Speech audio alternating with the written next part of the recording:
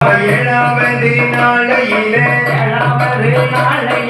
பூஞ்சோலை போல் இருப்பாள். அவள் மொழி போட்ட எந்த மக்கம் வழங்கிடும் மாதர்களெல்லாம் கண்ணியர்கள் மொழி தரித்தால் கல்யாணங்களும் கூடி வரும்.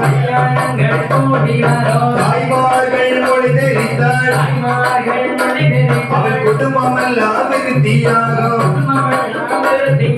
இருசி அவள் மொழி தரித்தாள்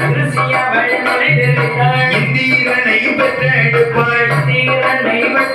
அந்த மலடி அவள் மொழி தரித்தாள் மைந்தரையே பெற்றெடுப்பாள். தட்டி தட்டி கொள்ள